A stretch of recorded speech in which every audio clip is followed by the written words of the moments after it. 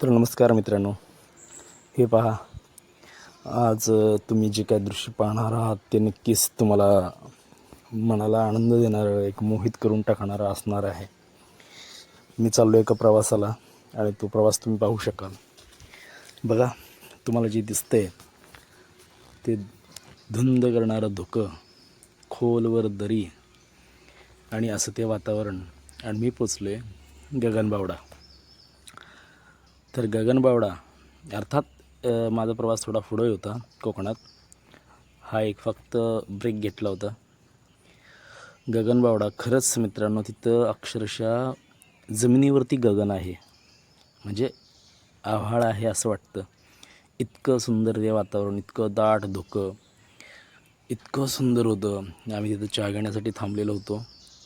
इतकं छान वाटत होतं, मस्त होतं तिथलं वातावरण. तर मी चाललो होतो खाली कुडाळला. त्यामुळं गगनबावडा सोडल्यानंतर हा पुढचा करुळघाट. आहा, काय ते रम्य वातावरण, काय ते डोंगरातून कोसळणारे धबधबे, काय ते खोलवर पसरलेल्या दऱ्या. हा हा हा, अत्यंत सुखद प्रवास होता. आणि मग मात्र हे तुम्ही सगळं दृश्य बघू शकालच. ती इतके खोल दऱ्या दिसत पण नव्हत्या, इतकं ते दाट धुकं.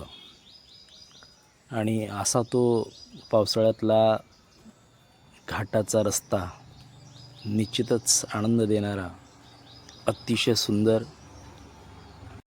खरं तर एवढं सुंदर वातावरण मी पहिल्यांदाच बघत होतो, कारण कोकणात बऱ्याच वेळा येणं झालेलं होतं.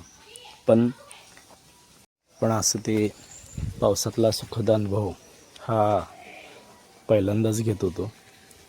त्यात ती खोलदरी, हा पाऊस, हे वातावरण छान होतं. आणि बघा, यानंतर मी पोचलो कुडाळमध्ये आणि तिथलं हे अतिशय शांत रम्य वातावरण, इतकं सुंदर वातावरण होतं. अर्थात इथं एक छोटंसं काम होतं म्हणून मी आलो होतो. त्यानंतर हे संध्याकाळी आणि यानंतर तुम्ही दुसऱ्या दिवशीची सकाळ तुम्ही अनुभवा आणि तिथल्या पक्ष्यांचा आवाज बघा.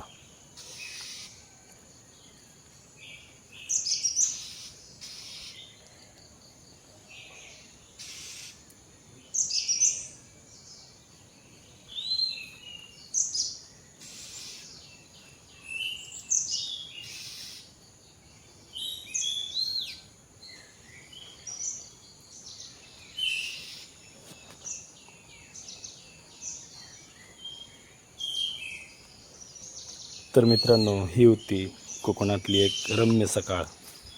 आणि तुम्हाला निश्चितच हा ब्लॉग आवडणार आहे, कारण तिथल्या त्या सकाळचं ते वातावरण होतं. मी ते दाखवण्याचा प्रयत्न केला. कोकण काय होतं हे थोडंसं दाखवण्याचा प्रयत्न केला.